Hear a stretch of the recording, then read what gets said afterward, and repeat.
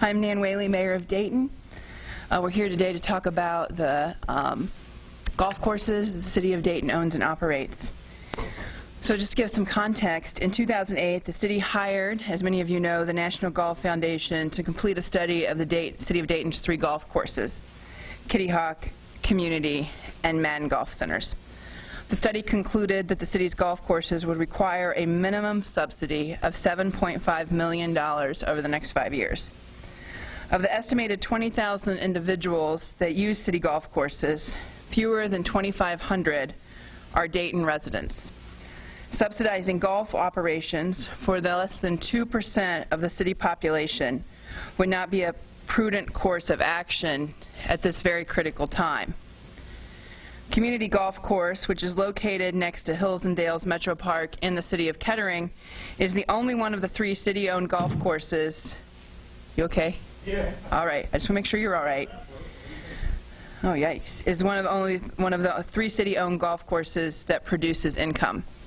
Madden Hills and Kitty Hawk courses both require an annual subsidy from the city's general fund, which takes away from other important services.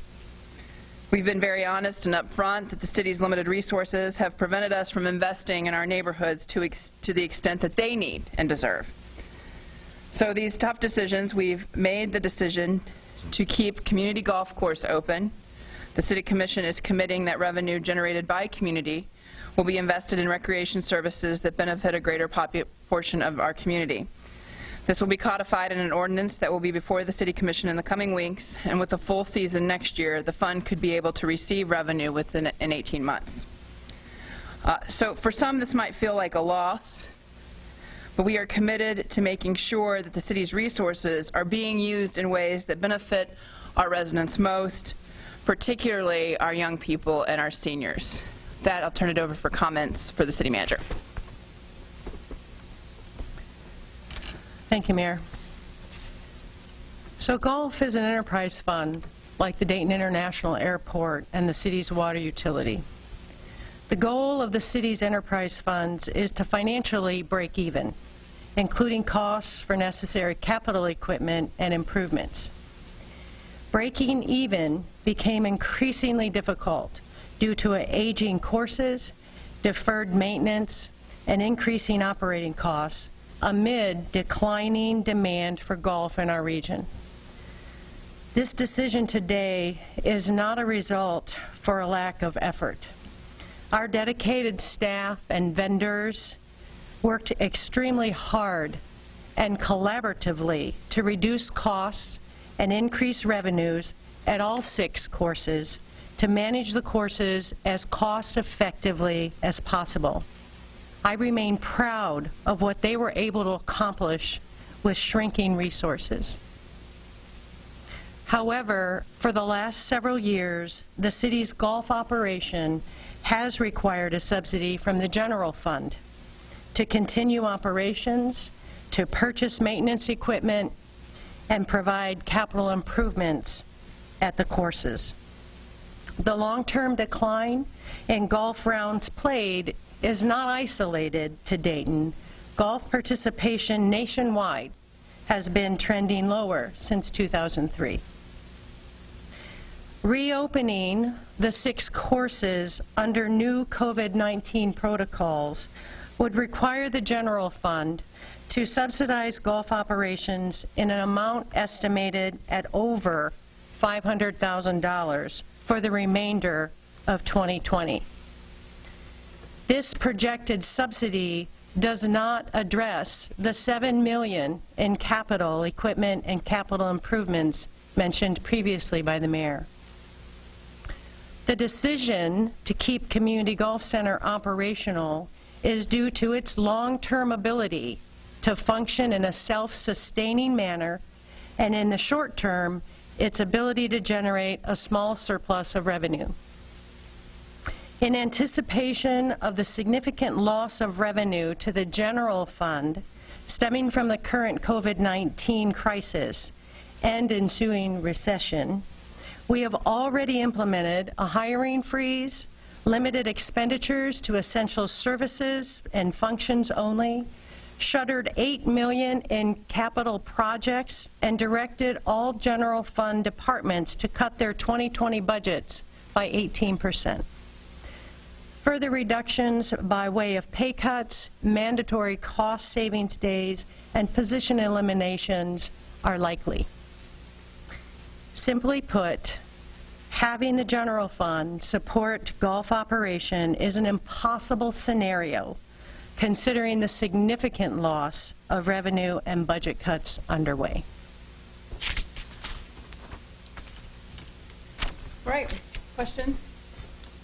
Would you oppose these forces if we had this pandemic? We are already I mean, we're already evaluating it, but I can't predict what the future would be like without COVID. That's, just not something I can do. I know the situation we're in now. I know this makes it more urgent, and I think what we're going to see is, decisions that maybe would have taken longer or try to find paths other ways. COVID will make those paths be cut off. What do you think?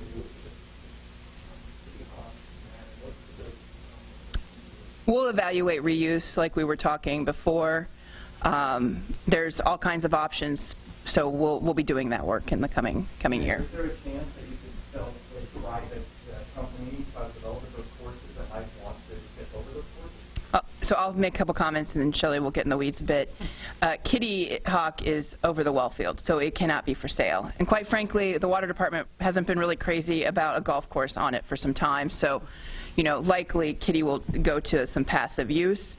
Madden's a different story, but it's not like we haven't been looking for that too. Over the we were trying to figure out a way to keep the amenity while looking for other ways to do that. And because it's only 18 holes, it doesn't have a big likelihood for either private lease or purchase. It's not off the table, but we also need to make sure that anybody that would be able to do that has the resources to do the investment that we're talking about. Did I miss anything? No, I was just going to add that, the $7 million in capital requirements just in the next 5 years, we believe is going to be fairly cost prohibitive, and we would require anybody interested in a lease and or purchase to be able to show evidence of making such investments, because it would be derelict of us not to do that. You said if there are parts of Yes. Could we Yes. And I believe that, the next steps, the mayor and commissioners will certainly be talking with community, and we will be soliciting all kinds of ideas. There are many examples across the country as municipalities have gotten out of the golf business where golf courses have been redeveloped into other things that bring value to the community, and certainly that would be the desired outcome. How many jobs are associated with the cutback of the course? There are currently 13 full-time or 13 jobs, city jobs with the golf division, several temporary or seasonal workers, and then a couple hundred volunteers that help work that in that division or work over the 6 courses. The shrinking to just community will shrink the employees from 13 to 5, and about plus or minus 100 volunteers to help manage the community golf course. That revenue to increase that community and the other one shrink? Well, that's another tricky question with COVID. Clearly, when we are able to operate fully, as we have in pre-COVID, we would anticipate community to be extremely busy. It already was very busy with regards to play. So it was the flagship course of the 6 courses, the 2 courses at the community. Currently, there are certainly social distancing protocols that will lessen the opportunity for optimal revenue simply because we can't have several hundred people on the course at one time. We'll have to spread out tee times and the like. So revenue for the rest of 2020 will be something that we'll be monitoring, but we don't anticipate, obviously, returning to the revenue levels of before until we can get back to some of the less social distancing requirements. So you are going to furlough the officers? Yes, we met with the Gulf Division employees yesterday to essentially share the information with them so that they can be prepared for, you know, that next step.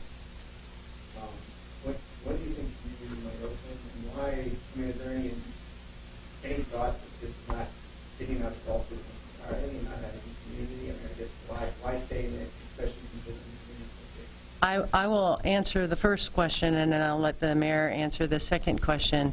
We have been working to ensure that we can meet the social distancing and sanitation requirements with regards to community and operate it safely under those state protocols. I believe the staff is nearing completion of all of that, and we would anticipate that in the very near future, community could reopen. As to the second question, there were considerations and discussions of all three sites closing.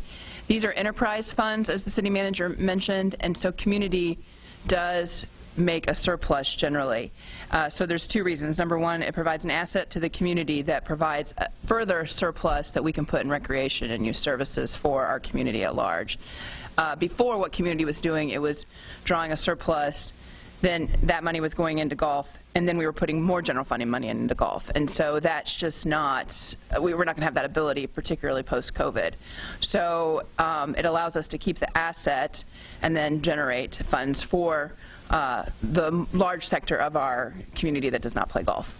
Overall, Mayor, would you say that, I mean, any city operation at this point is going to have to be evaluated on, does it at least break even if it's Enterprise. enterprise? Right. Absolutely. Look, I think we've been really clear about the dire situation this community, this city is in. And we've been through this before with the Great Recession. I was a city commissioner at the time, city manager was an assistant city manager, so we've been through something like this. The difference is we think this is not a factor of one, but a factor of two from the Great Recession at least. Okay, so it's going to be much deeper if we do not receive federal funding. Now, so you know, that's why we have been advocating for that. It doesn't have to be this way when we're talking about 18% cuts, but at the very least, our enterprise funds have to hold their own. At the very least, no matter what goes in the future, we have to have that. We don't want to get to the place, and this is what we're concerned of, and as the city manager and the staff is preparing for, to cut really essential services that every single citizen in this community use. And if we don't receive federal help, that's where we're going. And so that is a very big concern to us as we continue through this pandemic, recession, depression. Yeah, we'll talk about that one more time, if you would, in terms of usage. I mean, it's wonderful, people that love golf, but you do not have a huge population in this city that is using this service. Correct. So, you know, the city's about 150,000. Remember, everybody take the census. So, you know, I had a call with the Secretary of Commerce yesterday. Dayton is low in its count, so we really need to make sure that people are doing their part by getting the census filled out. We have 150,000 people. 2,500 Dayton residents are using the golf courses. That's less than, 2% of the overall population, and we have tough decisions to make when it comes to general fund. General fund is used for police, fire, streets, trash, things that everybody uses, and we can't be stewards of the community for the very small percent. And frankly, golf is a sport that is pretty middle class, and really we want to make sure that when we're providing rec and youth services, that we're providing it to children like most of our community that is in heavy poverty, and how can we really connect to them to make sure that we give them opportunities. Also, having community open, we can still provide opportunities to young people that want to golf in our community by going to this golf course as well. So we still have that ability, but we're not putting tons of money from the general fund to subsidize that. Very likely to be permanent. Any other questions? Just to clarify, you say that when this part It is permanent, yes. I'm sorry. You know, like if a miracle happens and somebody says, hey, I have $7 million and I'm going to keep Madden open, like that means it would open, right? So like we've said, so that's my point. The city won't be running these courses. Well, I really highly doubt that the federal funds is going to say golf courses are essential to, I mean, we're talking about police and fire services when we're talking about federal dollars. This is an enterprise fund. Is there any other additional expenses with closing? Like if you close today, do you have to like demolish buildings or anything? Or do you have to do anything that just regular maintenance of that property, like trade costs? You know, there's a whole series of activities that have to happen as you are decommissioning golf courses or taking golf courses offline. Certainly there are assets on each of those courses that we would be evaluating and trying to position for auction or resale. There are costs of getting relocating or centralizing equipment, and as we move forward, you know, clearly if there would be reuse of the facilities, then we would be also looking at, you know, what kind of demolition activities would be required to make way for that redevelopment plan. It's all a little, that's all being put together now, and will be happening over the series of the next few months. What's that? Well, we are finalizing the plan, making sure that we have good input with regards to how we close a course, how we reestablish, connect leagues up to community. You know, there's a lot of activity that will happen in front of the scenes and behind the scenes. But yes, we have been working towards all of that. Your courses are closed now, but when is the official last date for, let's say, employees? And last date for what, Mike? Last date for employees at City Hall and Madden. So that, again, varies depending on our decommissioning. There is activity, like I said, of, you know, moving equipment, figuring out the mow patterns of where we'll mow, where we won't, where, you know. So there will be probably several months of work yet to be done. So what the staff have been told is through July 31st, it's likely that they will be working towards the decommissioning activities. Okay? You know, the convention center was losing money, golf courses were losing money. Is there anything else in the city that's supposed to be kind of in a similar type of situation that Well, obviously, we've been dealing at the Dayton International Airport. You know, that is another enterprise that has not been receiving general fund subsidy, but certainly had some challenges with declining enplanements. And again, the COVID situation exacerbated that significantly. So we are in the process of the similar kinds of activities. Staff have been met with. Staff are have been informed of layoffs. We have to lay off about 34, 35 people at the airport. We're evaluating those options, and next week we'll have some more definition as to what direction we're going in. But no, the airport has not received general fund subsidy, and it won't receive general fund subsidy. It has managed without general fund, but it has been spending reserves to do that, which is not a sustainable nor desired ongoing operational plan. So we were in the midst of addressing some of that when COVID hit. So again, moved up in the sense of urgency because we had to deal with it rather quickly. Just to close, I want to make a couple of comments. Number one, what you're seeing because of COVID, there were these tough decisions, Corey, you know this from covering, Mike from covering, that we were making about golf, about airport, right? So we were in the midst of these conversations. They've been dramatically sped up because of what we're seeing and what's likely to happen with the economic fallout from COVID.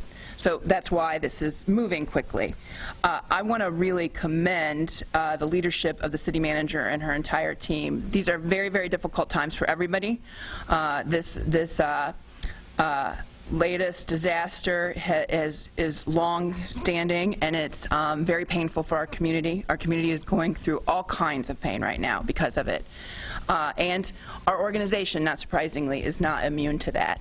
And I appreciate the steadfast leadership from the management of the city to get this work done, to make the tough decisions, to make the painful decisions. You know, Dayton has been through, the organization's been through a lot, and we have received a lot from our employees. To go through this is incredibly painful for our organization, and I'm very proud of them.